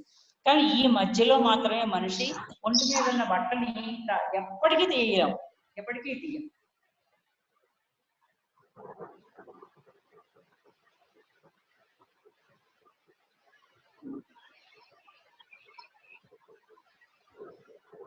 స్వప్న గారు, నేను మీది మ్యూట్ లో పెడుతున్నాను. మీరు క్వశ్చన్ అడగాలన్నప్పుడు ఆన్ చేస్తాను మైక్. మేడం వాయిస్ డిస్టర్బ్ అవుతుంది రికార్డ్ చేసినప్పుడు. ఓకే ఓకే అండి, మ్యూట్ లోనే ఉంది సార్. ఓకే. ఇక్కడ కనిపించట్లేదు. ఓకే, అట్లా ఏంటంటే వస్త్రము అంటే ఏంటి అంటే నువ్వు మనిషి ఏదీ లేకుండా శరీరంతో ఏ వస్త్రము లేకుండా భూమి మీదకి వస్తాడు, ఏ వస్త్రము లేకుండా వెళ్తాడు. కానీ ఈ మధ్యలో మాత్రమే ఆ వస్త్రాన్ని తీయడం అంటే చాలా కష్టం. ఎట్టి పరిస్థితుల్లోనూ కూడా మనం ఒంటి మీద బట్టలన్నీ తీయడం అనేది అసలు ఎప్పటికీ జరగదు అనమాట. సో అట్లా ఏంటంటే వస్త్రంలా నువ్వు నాకు సమర్పించాల్సింది ఏంటి అంటే మాయలో ఉన్నాం కదా మనం అందరం. అంటే ఎప్పుడైతే ఆ మాయ తొలగిందో అప్పుడు ఉండేది ఏంటి? సత్యం. మాయ తొలగితే ఉండేది సత్యమే కదా. సో అందుకని ఏంటంటే వస్త్రాన్ని మాయని వస్త్రంలాగా నువ్వు నాకు సమర్పించు. సో ఆ మాయని తొలగించుకో అని చెప్పడం అన్నమాట. ఆ మాయని ఎప్పుడైతే మనం తొలగించుకుంటామో. Sridevi madam question hand raise చేసింది, ఏదో క్వశ్చన్ ఉన్నట్టు. ఆవిడకి ఏదో తెలియక ఏదో ప్రెస్ చేసినట్టున్నారు. ఆవిడ అన్మ్యూట్ చేస్తే కానీ ఆవిడ మాట మనకి వినిపించదు, ఆవిడ ఏదో మాట్లాడుతున్నారు. ఓకే ఓకే సార్ అన్మ్యూట్ చేయండి, ఆవిడ మాట వినిపించట్లేదు. 1 సెకండ్. ఓకే ఓకే, అన్మ్యూట్ చేశాను, మాట్లాడమని చెప్పండి. చెప్పండి శ్రీదేవి గారు, అన్మ్యూట్ చేశారు, మీరు చెప్పండి.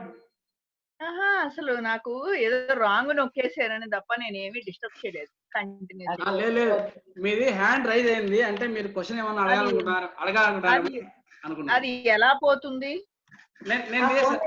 నేను తీసేసానండి. వెళ్ళిపోయింది. మీరు వదిలేండి శ్రీదేవి గారు, ఇంక మీరు వదిలేసేయండి. మరి ఫోటో కనిపించట్లేదేంటి? ఫోటో కనిపించట్లేదా? మీరు మాకు కనిపిస్తున్నారే. ఓకే ఓకే, నేను మ్యూట్ చేస్తానండి.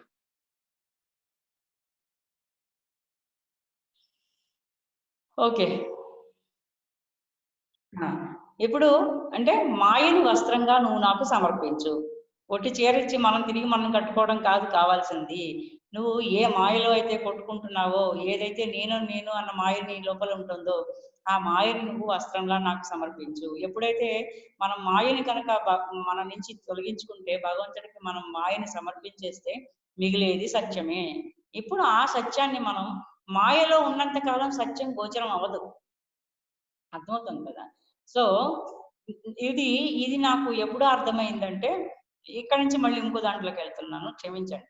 ఒకసారి దీపావళి రోజు ఒక 3 సంవత్సరాలు 4 సంవత్సరాలు ప్రతి ఇయర్ దీపావళికి ప్రతిసారి పేరవారం వశిష్ఠ గౌతమికి వచ్చారనమాట. సో ఆ రోజు కూడా సాయంత్రం మధ్యాహ్నం ఎప్పుడో వస్తారు.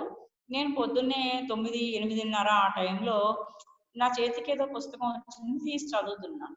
ఆ పుస్తకం చదువుతూ ఉంటే నాకు సడన్ గా లోపల నుంచి నువ్వు లేచి వెళ్ళి పడుకో అని వాయిస్ వినపడుతుంది. ఇదేంటి పగలు పొద్దున్న 8:30 పండగ నాడు పనులు మానేసి ఎవడైనా వెళ్ళి పడుకుంటారు, పుస్తకం చదవలే ఒక పని. ఆ టైంలో ఎవరో బోల్డ్ పనులు ఉంటాయి కదా పండుగ అంటే. పుస్తకం చదవడం కాకుండా లేచి వెళ్ళి పడుకోమని వస్తుంది ఏంటి ఇది అని చెప్పి వెంటనే నేను బుక్ మూసేసి లేచి వెళ్ళి మంచం మీద పడుకున్నాను. పడుకుంటే ఇప్పుడు నీ శరీరాన్ని అంతటిని రిలాక్స్ చెయ్యి, వదులుగా పెట్టు అంటే సరే అని నాకు ఒక్కొక్క సజెషన్ వస్తుంది అనమాట. డీప్ గా శ్వాసను తీసుకో, వదిలిపెట్టు, శరీరాన్ని రిలాక్స్ చెయ్యి, వదులుగా పడుకో అని. ఏంటి అని అంటే, ఇప్పుడు నిన్ను సిద్ధంగా ఉండు, ఇప్పుడు నిన్ను యోగమాయ ఆవరించబోతోంది అన్న మాట వినపడింది. యోగమాయ ఆవరించడం ఏంటి? నాకు అప్పటికి అర్థం కాక నేను ఏమనుకున్నాను, ఉన్న మాయతోనే ఒకటి పడలేదు వస్తుంటే కొత్తగా ఈ యోగమాయ ఏంటమ్మా తల్లి, ఇదేంటిది యోగమాయ అంటే ఏంటి అని నేను అడిగాను. యోగమాయ అంటే ఏంటి అని నేను అడిగితే అప్పుడు నాకు వచ్చిన ఆన్సర్ ఏంటంటే, ఎవరైనా ఇప్పుడు శ్రీకృష్ణుడు సత్యమైతే కనుక ఆయన పుట్టడానికి ముందు యోగమాయ అవతరించిందా లేదా? అంటే ఎవరైనా యోగమాయ అంటే ఆ రోజుని అవతరించిన యోగమాయగా అవతరించింది ఎవరు? అమ్మవారే కదా. శక్తి యోగమాయగా అవతరించి ఒరే నేను కాదు వస్తోంది సత్యం వెనకాతల అని చెప్పి వెళ్ళిపోయింది అన్నట్టుగా మనం అక్కడ చదువుతాం. కానీ నాకు ఇక్కడ చెప్పబడింది ఏంటంటే, ఎప్పుడైనా ఎవరైనా సత్యాన్ని కనుక గ్రహించాలి అంటే, సత్యాన్ని తెలుసుకోవాలి అంటే ఆ సత్యాన్ని దర్శించే శక్తి కావాలి. శ్రీకృష్ణుడు సత్య స్వరూపం అయితే కనుక ఆ సత్య స్వరూపాన్ని భూమి మీదకి వస్తుంది అని చెప్పడానికి అక్కడ ఒక ఎనర్జీ లెవెల్ పెరగాలి. ఆయనకి తగ్గ ఏర్పాటు ఇక్కడ జరిగిపోవాలి. ఆయనకి వచ్చాడంటే సత్యం భూమి మీదకి వస్తుంది అంటే అక్కడికి తగ్గ ఎనర్జీ లెవెల్ కావాలి. కాబట్టి ముందుగా ఆ యోగమాయ అవతరించింది అనమాట. వచ్చి అక్కడ ఉన్న ఎనర్జీని అంతా పెంచింది. అట్లాగే ఇక్కడ కూడా ఏంటంటే మనకి కూడా సత్యాన్ని దర్శించాలి అంటే శక్తి కావాలి. శక్తి లేనిదే, తగినంత శక్తి సహాయం లేనిదే మనం సత్యాన్ని దర్శించలేము. సత్యాన్ని గురించి వినడమే మనకి చాలా కష్టం. ఇప్పుడు పూజలు మానేయాలి, అదొక సత్యం అనుకోండి. కానీ అసలు దాన్ని వినడానికే, దాన్ని వదలడానికే మనకి ఎన్నాళ్ళు పడుతుంది. అంటే ఏంటి, ప్రతి ఒక్క సత్యాన్ని కూడా ఆ సత్యాన్ని మనం అర్థం చేసుకోవాలన్నా, ఆచరించాలన్నా నీకు శక్తి సహాయం కావాలి. సో ఆ శక్తే యోగమాయ. మామూలు మాయ అంటే మన మాయలో పడేసేది. యోగమాయ అంటే సత్యాన్ని దర్శింపజేయగలిగే శక్తి అనమాట. సో ఆ శక్తి ఇప్పుడు ప్రసరిస్తోంది నీకు.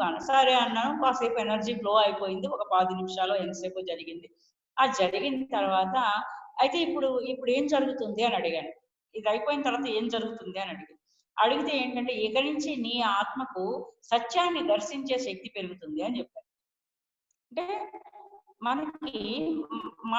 మనకి సత్యం అంటే ఏంటో తెలుసున్నా కానీ దాన్ని దర్శించగలగాలి. ఎవరు దర్శించగలరు?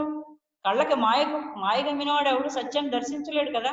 సో ఆ మాయను తొలగించుకోవాలంటే నీకు శక్తి సహాయం కావాలి. ఆ శక్తిని మనం ధ్యానంలో తీసుకోకుంటున్నాం. మనం ధ్యానంలో తీసుకునే విషశక్తి ఇప్పుడు అర్థమవుతుందా ఎన్ని పనులు చేస్తూ మన సత్యానికి చేరువ చేస్తుందో. సో అట్లాగా ఆ రోజు అప్పుడు జరిగినప్పుడు అప్పుడు నాకు అర్థమైంది అనమాట, మాయకి యోగమాయకి ఉన్న తేడా. సత్యాన్ని దర్శించాలి అంటే నీ లోపల ఆ యోగ శక్తి పెరిగితే గాని, ఆ శక్తి స్థాయి పెరిగితే గాని మనం సత్యాన్ని దర్శించలేము. ఇదనమాట. సో అట్లానే అప్పటికి ఇప్పటికి ఆ రోజు శ్రీకృష్ణుడు సత్య స్వరూపం అయితే కనుక ఆయన పుట్టడానికి ముందరే యోగమాయ అవతరించి అక్కడ ఆ సత్యాన్ని దర్శించగలిగే స్థాయిని అక్కడ పెంచి ఆవిడ వెళ్ళిపోయింది. నేను కాదు వస్తున్నాడు వెనకాల అని చెప్పి. సో అట్లాగే మనకు కూడా ఏంటంటే, మన లోపలికి ఆ విశ్వశక్తి ఎంతగా అయితే మన లోపలికి పెరుగుతుందో అంతగా మనలో ఆ మాయ నుంచి మనం బయటపడి అంతగా మనం మాయ నుంచి బయటపడి మనం సత్యాన్ని దర్శించగలిగే శక్తి మనలో పెరిగితే మనం దగ్గరికి వెళ్తాం, సత్యానికి దగ్గర వెళ్తాం అన్నమాట. అందుకే ఆవిడ మనకి ఏం చెప్పింది, మాయలాంటి వస్త్రాన్ని మాయలాగా నాకు సమర్పించు. ఎప్పుడైతే మనం మాయలోంచి బయటపడిపోతున్నామో, మనం ధ్యానం చేస్తున్నాం విశ్వశక్తి సహాయంతో, మాయలోంచి బయటపడుతున్నామంటే సత్యానికి చేరువవుతాం కదా. సో అదనమాట. అట్లాంటి నువ్వు మాయలో నీ కళ్ళకి కప్పుకున్న మాయ పొరలని నువ్వు వస్త్రంలో నాకప్పు చెప్పాలి కానీ, నువ్వు పట్టు చేరిచ్చి నువ్వు కట్టుకున్నా ఒకటి, లేకపోతే ఇంకెవరికైనా పెట్టినా ఒకటి. అక్కడ ఇంకా అంతకంటే జరిగేది ఏమీ లేదు. సో ఆ తర్వాత నెక్స్ట్ ఏంటంటే ఆభరణం. మనం మరీ ముఖ్యంగా శ్రావణ శుక్రవారానికి మన అందరం చేసేది ఏంటంటే, ఎంతో కొంత బంగారం కొనుక్కుంటాం, లేదంటే ఒక కొత్త ఆభరణం చేయించుకుంటాం కదా. సో మరి ఈ ఆభరణాలను ప్రతి పూజలను ఆభరణం సమర్పయామి అని చెప్తాం కదా. మరి ఏంటి ఆభరణము అని అడిగితే ఏంటంటే, నువ్వు మనం నగలైనా సరే మనం చేయించుకుని దేవుడికి కాసేపు అలంకరించి తర్వాత మనమే కదా పెట్టుకుంటున్నాము. మనమేమి శాశ్వతంగా ఏమి వచ్చేయటం లేదు కదా. మరి ఎందుకు ఈ ఆభరణం ప్రతి సంవత్సరం ఎందుకు ఇలాగ కొత్తగా ఏదో ఒకటి బంగారం కొనటం ఎందుకు వచ్చింది అసలు ఇది అంటే ఏంటంటే, నువ్వు ఆభరణంగా ఇవ్వాల్సింది ఏంటి అంటే ఒక బంగారు ఆభరణాన్ని మనం ఎలాగా చక్కగా అందంగా అలంకరించుకుంటాము, లేదంటే అలంకరించుకోవడం ఆ అవసరం అయిపోయిన తర్వాత దాన్ని చాలా భద్రంగా దాచుకుంటాం కదా. ఎక్కడ పడితే అక్కడ పడేయం కదా.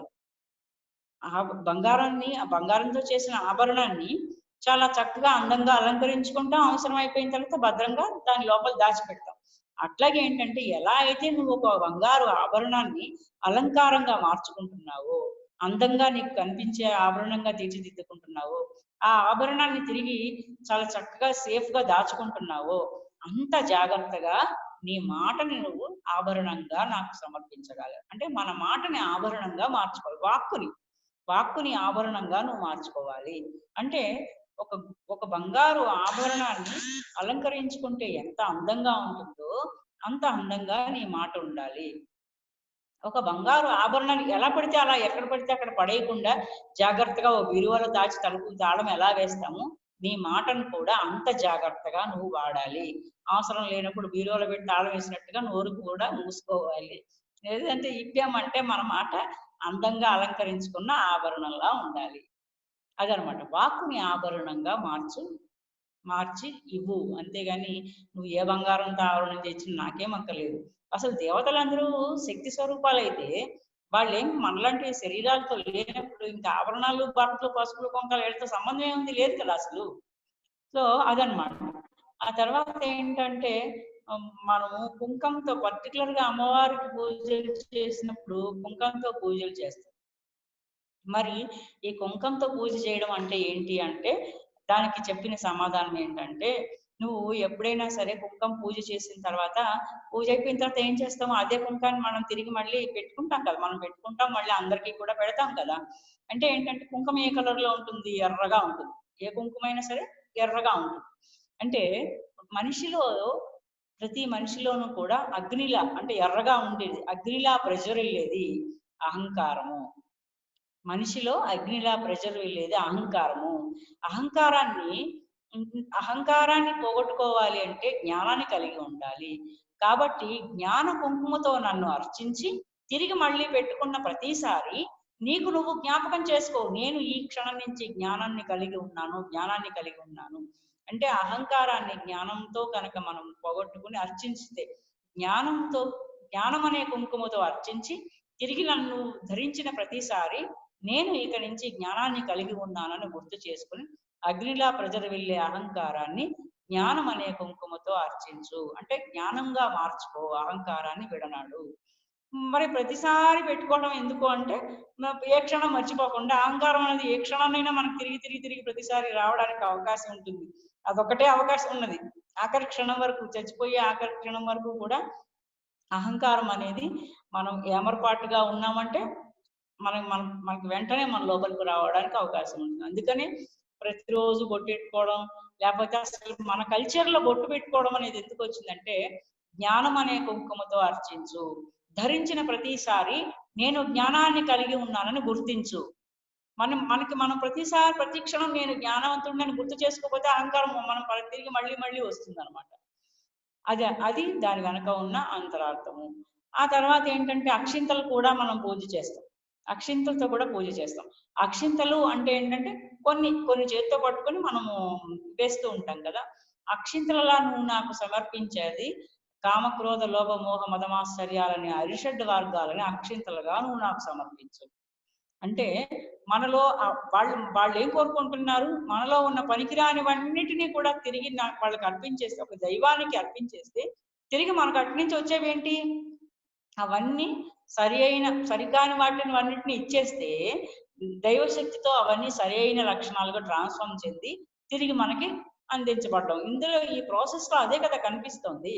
సో అక్షింతలలా నువ్వు నాకు సమర్పించాల్సింది హరిషడ్ వర్గాలని అక్షింతలలా నువ్వు నాకు సమర్పించు. ఇంకా ఆ తర్వాత ఏంటంటే అంగపూజ చేస్తాం. పైనుంచి కిందకి ఏ దేవుడికైనా సరే శిర పూజామి, నేత్రం పూజామి, కర్ణం పూజామి, ఇట్లా అన్నిటికీ పూజలు చేస్తూ ఉంటాం. అంటే ఏంటంటే నువ్వు నీ అన్ని అంగాలతో, నీకున్న అన్ని అంగాలతో భగవంతుడిని, నీ ముక్కులో ఉన్న దేవుడు, నీ కళ్ళలో ఉన్న దేవుడు, నీ చెవుల్లో ఉన్న దేవుడు, నీ నోట్లో ఉన్న దేవుడు, ఇలా నీ అన్ని అంగాలతో నువ్వు నన్ను అనుభూతి చెందు.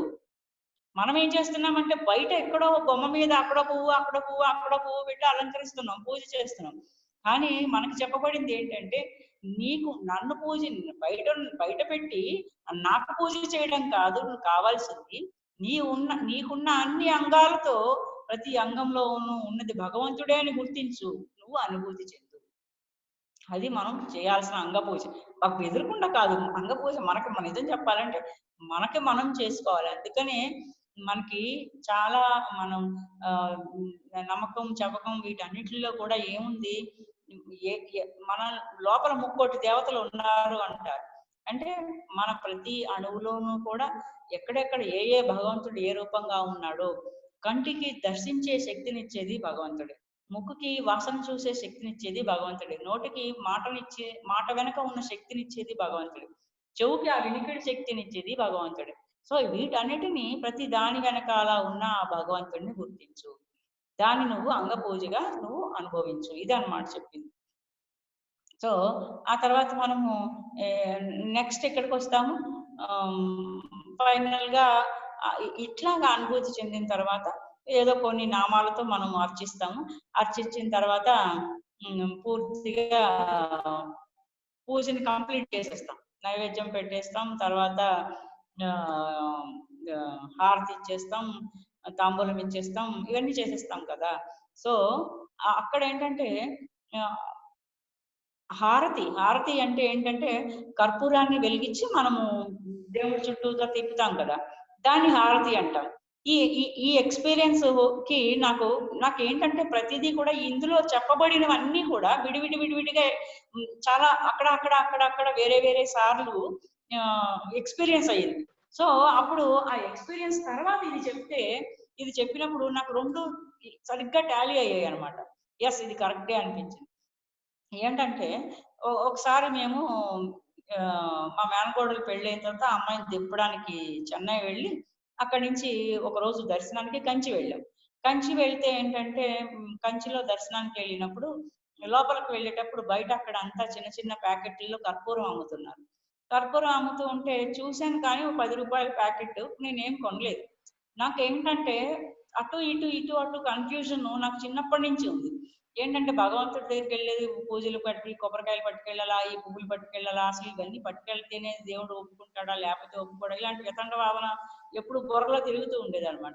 సరే బయటకి చూశాను, అందరూ అమ్ముతున్నారు 10 రూపాయల ప్యాకెట్, కానీ నాకు ఎందుకో కొనాలనిపించలేదు. నాకు లోపలికి వెళ్ళిపోయిన తర్వాత లైన్ లో దర్శనం చేసుకున్నాము.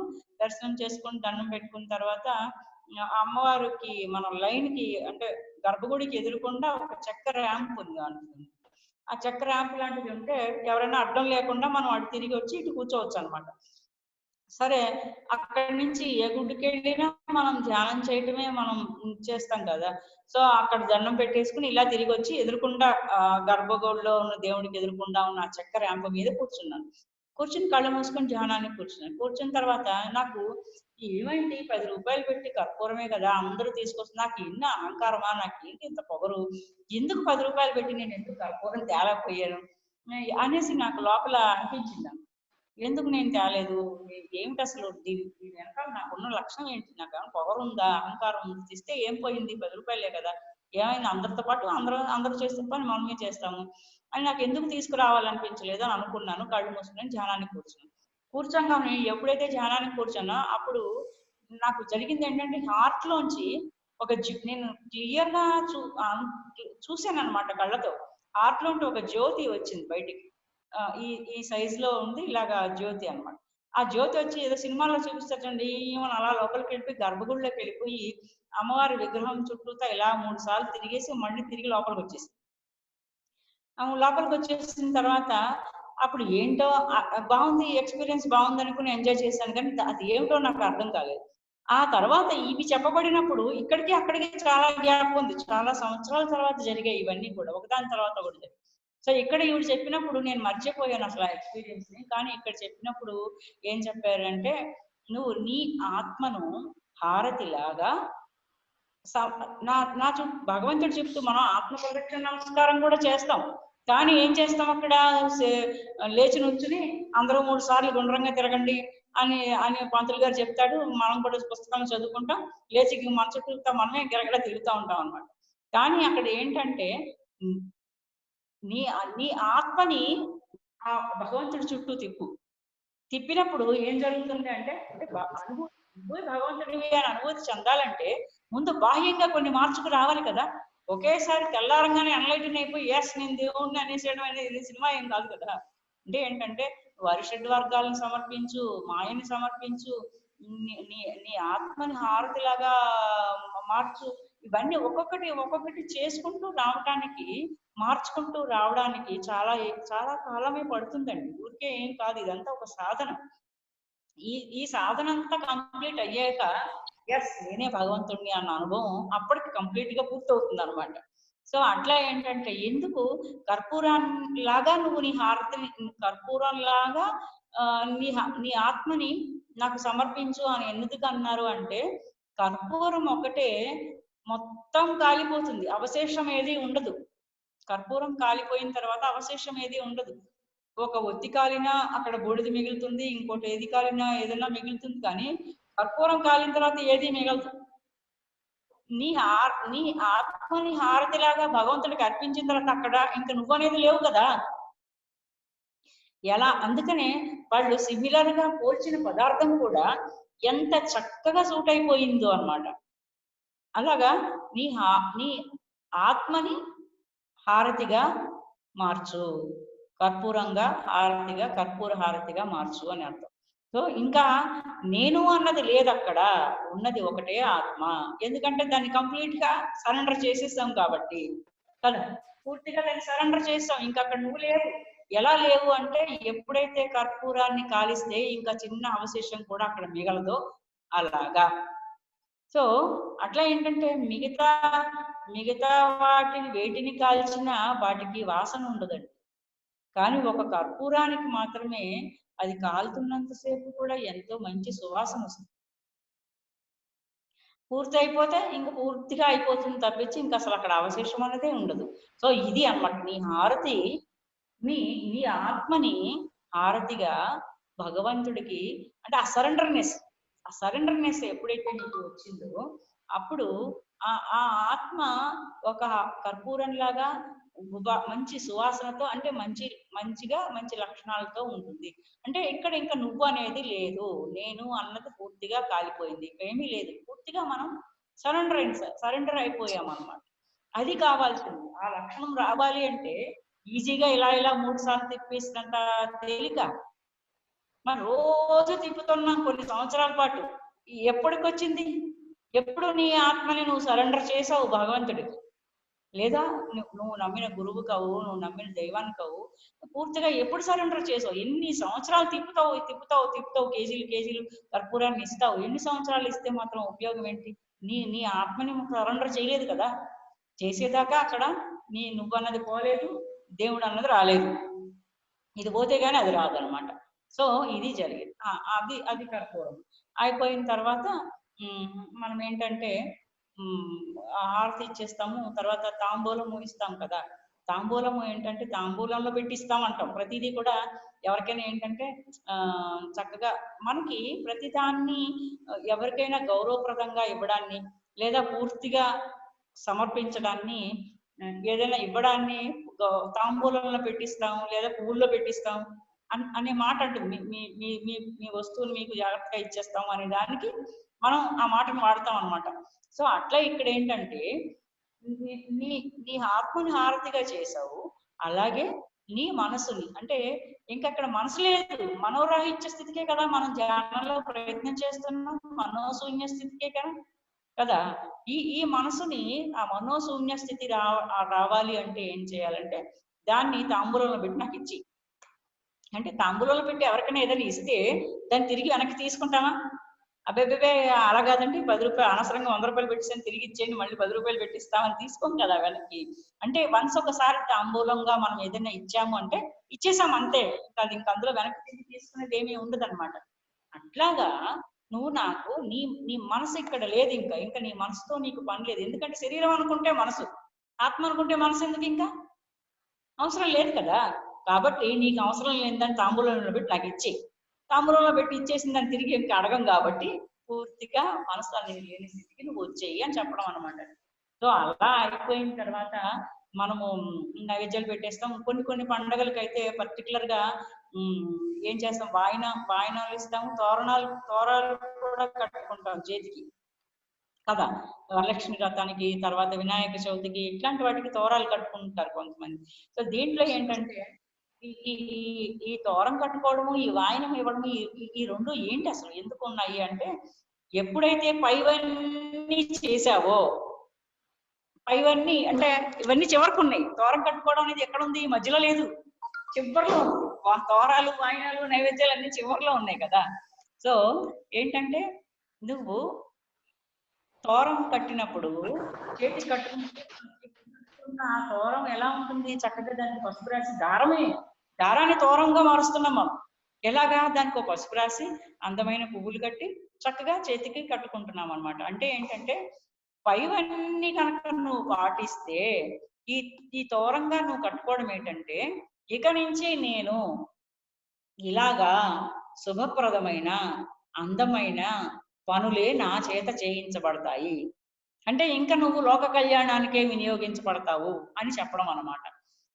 అందుకే తోరం చేతికి కట్టుకున్నాం, చేతితోనే కదా చేసే పనులన్నీ చేతితోనే మనం ఇండికేట్ చేస్తాం, కానీ కాళ్ళతో చూపించాం కదా. కాళ్ళతో పని చేస్తామంటాం, కాళ్ళతో నడుస్తాము అంటాం, లేదా అక్కడికి వస్తాము అంటాం, కానీ పని అంతా చేతితోనే కదా మనం చూపిస్తాము.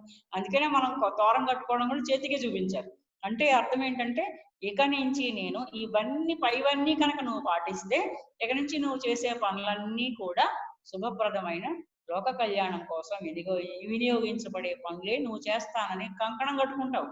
కంకణం కట్టుకోవడం అంటారు చూసారా. కంకణం ఒక మంచి ఏదైనా ఒక కార్యం చేసేటప్పుడు ముందు కంకణం కడతారు. అంటే అర్థం ఏంటి, నేను కంకణం కట్టుకున్నాము అంటావు. అంటే ఎక్కడి నుంచి నువ్వు లోక కళ్యాణం కోసం వినియోగించబడ్డావు అని చెయ్యి అయితే చేతికున్నది మాటిమాటికి కనిపిస్తుంది.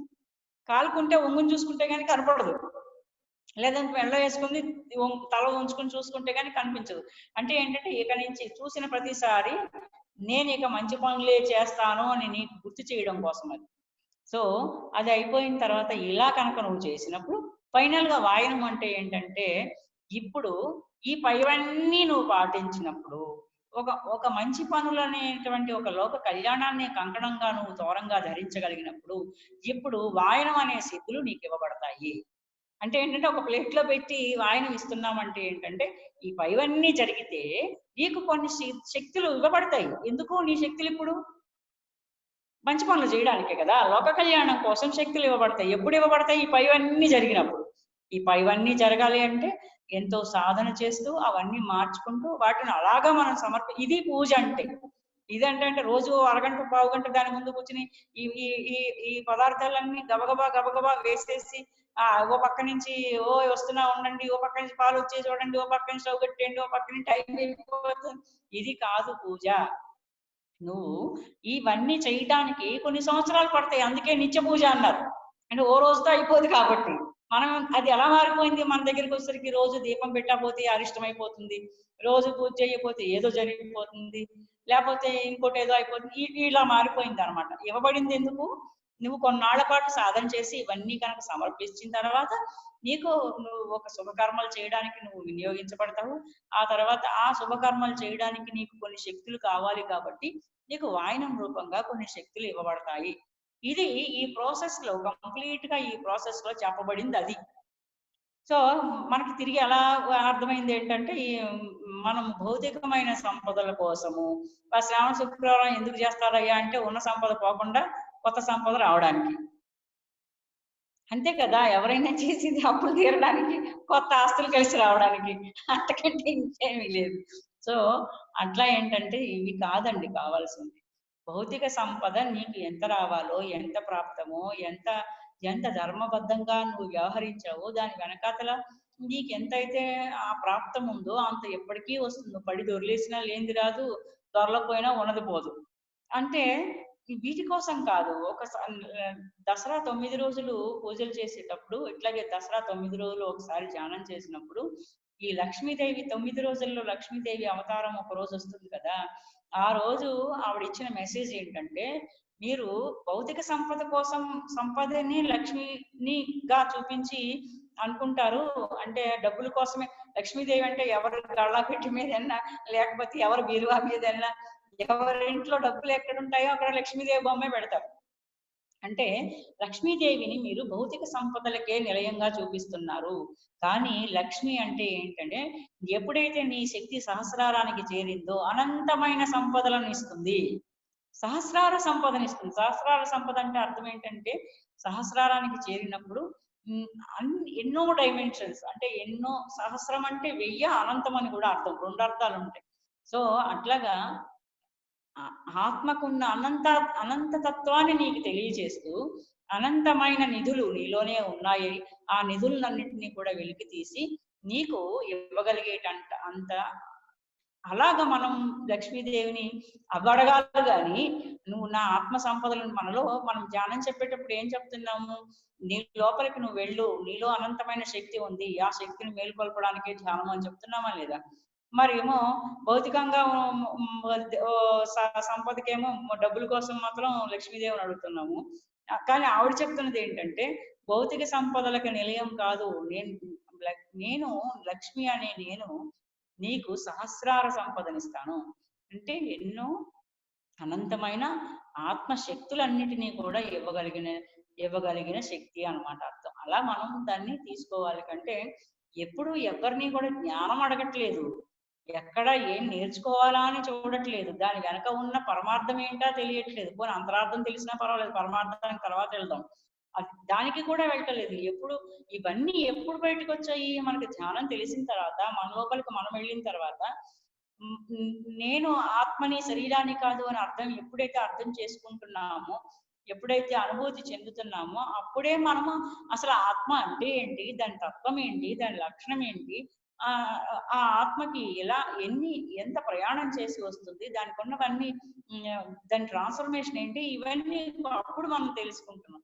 కానీ ఒక శరీరమే నేను అనుకున్న వాడు ఎవడు కూడా ఆత్మ గురించి అసలు ఆలోచించే ధైర్యమే లేదు ముందర.